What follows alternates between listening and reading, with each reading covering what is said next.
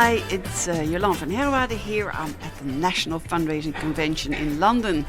It's organized by the Institute of Fundraising, and I'm talking to Joe Jenkins about his involvement and, well, quite a few other interesting things. But Joe, please do introduce yourself. Well, thank you very much for inviting me on. It's really lovely to have the chance to chat with you. And I'm here with a few different hats on. So I'm, in my day job, the Director of Supporter Impact at the Children's Society, which is a national charity here in the UK, working with some of the most vulnerable adolescents. And we both campaign and run projects for those children.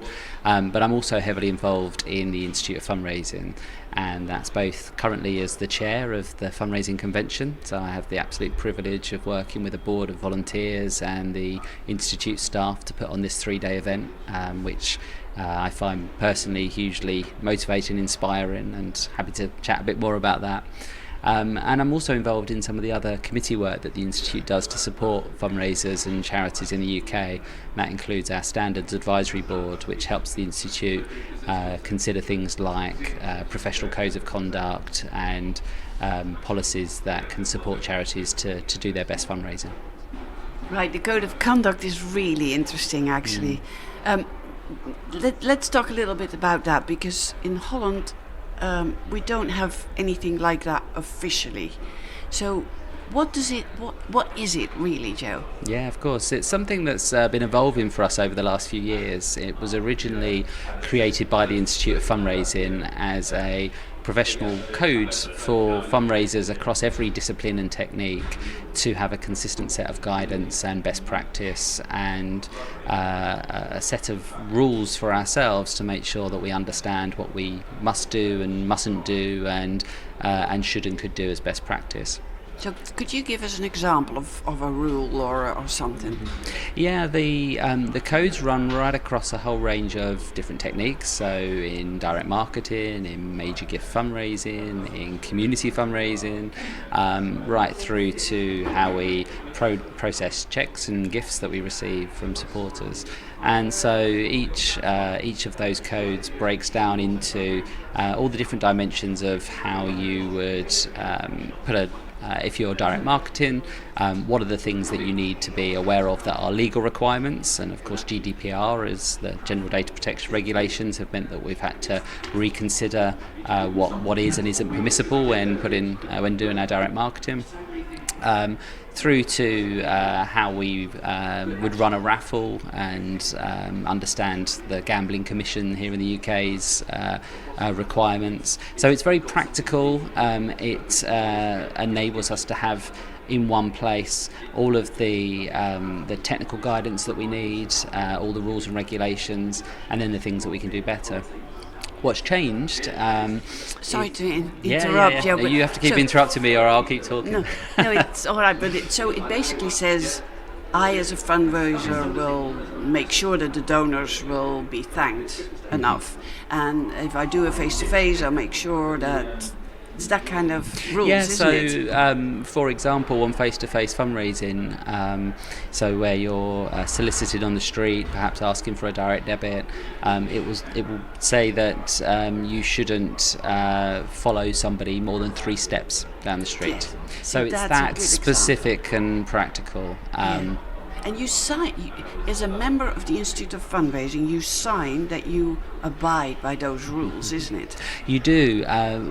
And what's gone a step further, so I'm sure you'd have heard back in 2015 when we had a number of scandals and crises in the fundraising sector here. Absolutely, we were following everything. I'm sure, we were with you all the way, yes. And as a result of that media scrutiny and political scrutiny, there was a review that was led by the National Council of Voluntary Organisations and its chief exec, Sir Stuart Edrington, that led to a set of recommendations for changes for how we regulate fundraising, which is a self-regulatory system. So we're not regulated by the government, other than through the Charity Commission for charities more generally.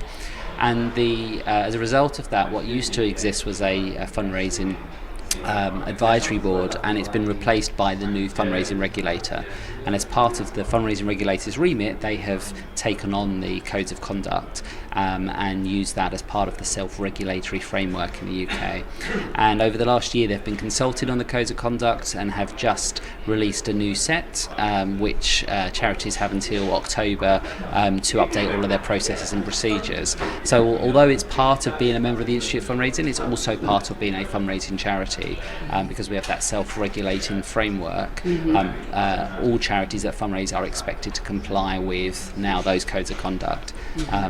And part of the updating by the regulator has been to make them more accessible, more consistent, so that they're easier to use, and make sure that one section on direct marketing doesn't undermine another section on community fundraising or whatever it might be. And they're accessible for anybody. So for your listeners back in the Netherlands, you can go online to the fundraising regulator in the UK, you can download the codes.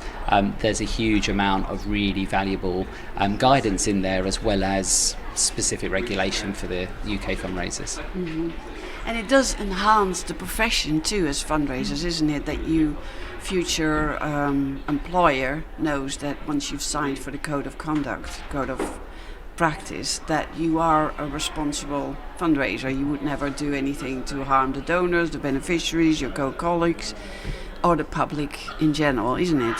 Absolutely. I think it gives us a benchmark for what good and great fundraising should look like.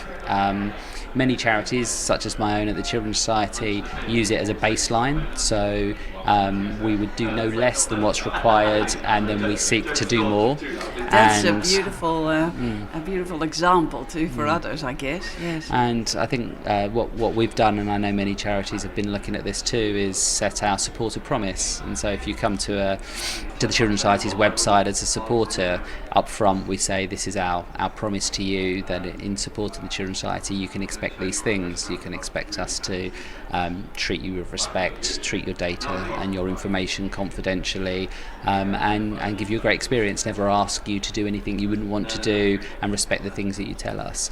And underneath that then, within the organisation, we do everything we can to make sure that we're compliant with all of the standards and all of the regulations and legislation, and then look at where we can go further. So what's not just required of us, but would be the best thing we could do to give our supporters a better experience, so we can achieve more for our cause. Yes, that donor promise is a beautiful thing. It's a commitment of publicly on the website, and there are more charities, as I understand it, here in the UK who have a donor promise on their website.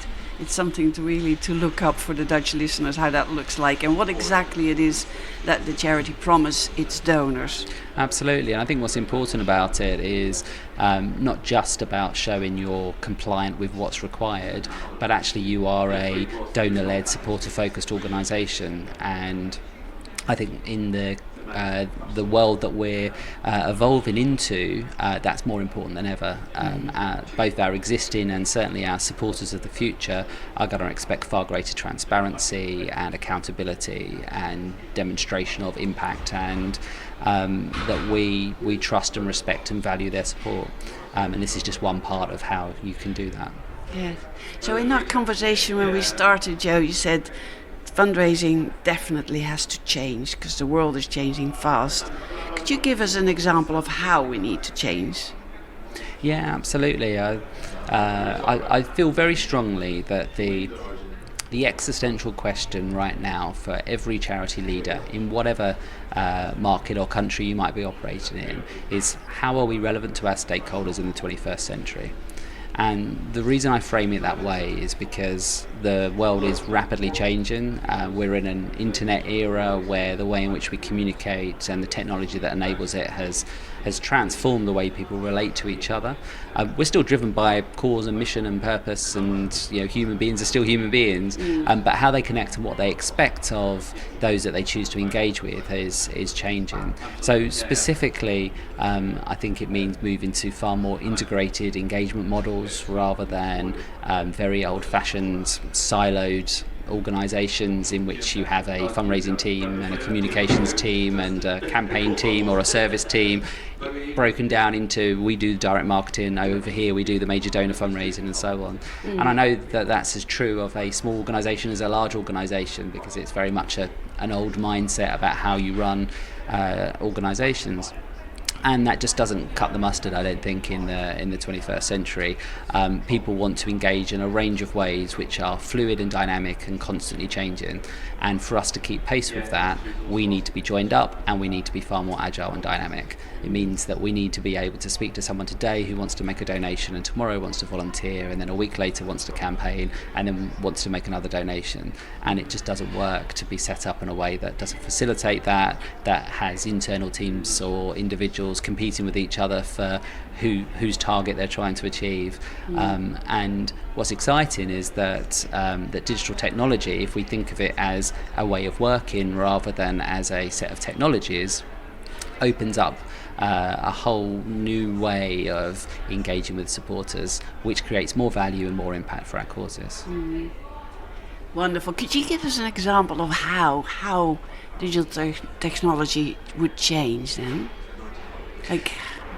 Because with all respect, there's both in Holland and here, there's still charities who grapple with the whole digital bit, and they're still relying on direct mail rather than online, and they're trying to convert, but it's not that easy, and we're still not there yet. Yeah, absolutely. Is there an example you can give it what's really beautiful and inspiring then, maybe? Yes. If possible.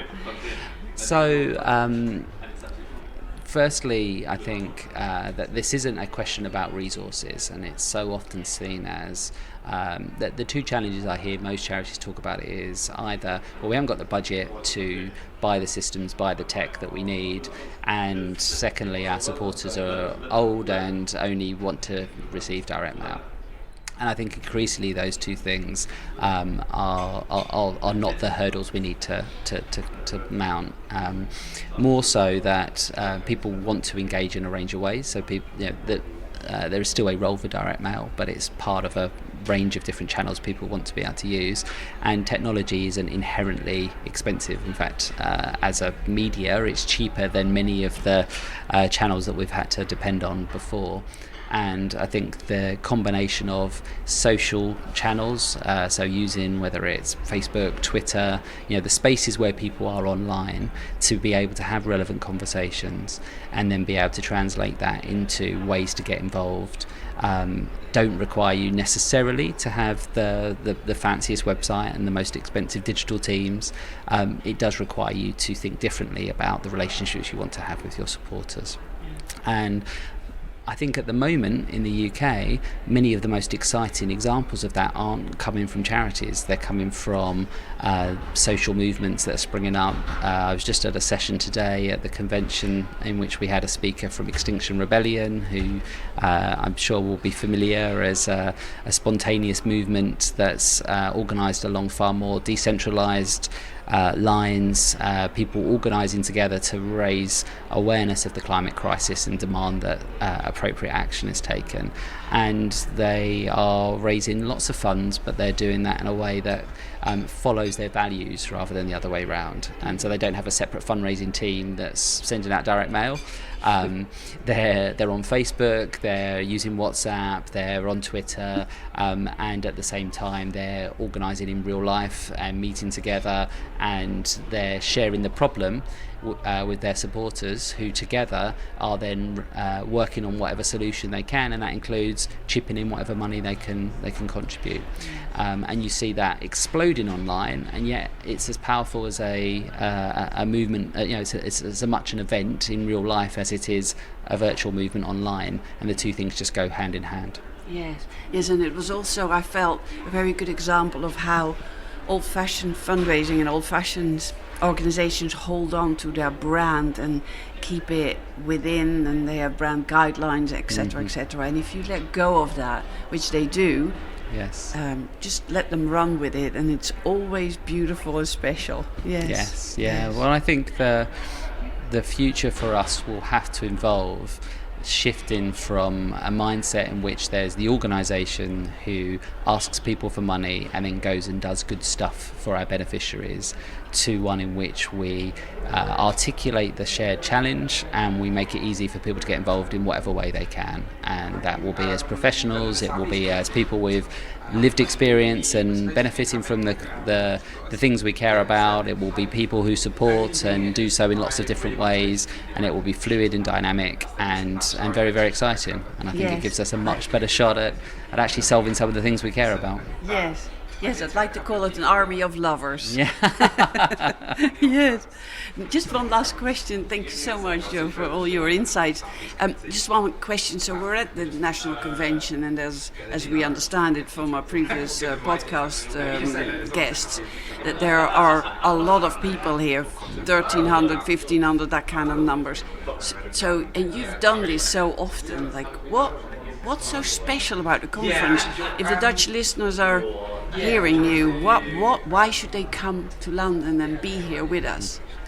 Great question, thank you. And that I definitely extend the welcome to all of your listeners, because we want this to be a place where fundraisers from around the world can convene. And I guess there are three things that stand out for me. So one is that we create these amazing coming together moments, which I've seen particularly in the plenaries this year, where we've been able to bring the sort of 1,000, 1,500 fundraisers into the same room and have a shared experience in which we're inspired and motivated together.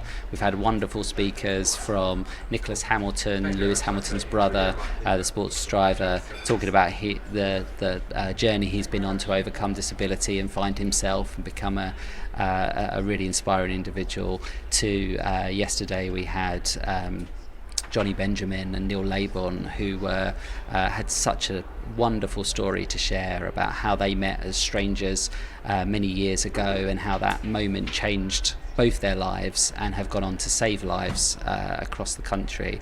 And we've got the wonderful Dame Kelly Holmes today, who is a sporting legend and a hero for many of us. And so those moments where we can have a shared collective experience are really powerful. Secondly, there are so many different sessions here that explore so many different dimensions of fundraising, that the big challenge many people are feeding back to me at the moment is that they can't choose between sessions, and that's a nice challenge to have, because it means we're really focusing in on the conversations that matter. And I think that's been a big shift for us, is really understanding what are people wanting to talk about and how do we create the forum for that, rather than here's a program and then in the sidelines people talk about the stuff that's really front of their mind. We've tried to bring that centre stage, so actually the content of the workshops are the places where people can explore the things that matter the most. And then thirdly, personally, I just love the collisions you have, the unexpected conversations in the sidelines. You know, when I go and grab my food and as I'm standing in line, have a chat with someone that I've never met before, and we spend 5-10 minutes together, and we may see each other again, we might follow each other on Twitter, or I might never see them again, but you have these little moments where you have a one-to-one connection with someone and you share your experience, and that comes away with you. And I think it's that combination of those little moments one-to-one, really great sessions where you're having a conversation that feels relevant, and then these big moments where we all leave inspired together. Wonderful. Very good. A sense of community, that's what we need. A sense of European community, because if the Dutch people would come here, they would feel the same thing. Absolutely. Yes. So thank you so much, Joe. That's been wonderful. Thank you for your insights and for your enthusiasm, and especially for the conference, because it's been an amazing conference in itself. Thank you so much. My pleasure. Thank you. Thank you for listening. We were on location during the Fundraising Convention 2019 in London by the Institute of Fundraising. Don't forget to subscribe to our podcast through Spotify, Apple Podcasts, or fondsenwerving.nl/podcasts.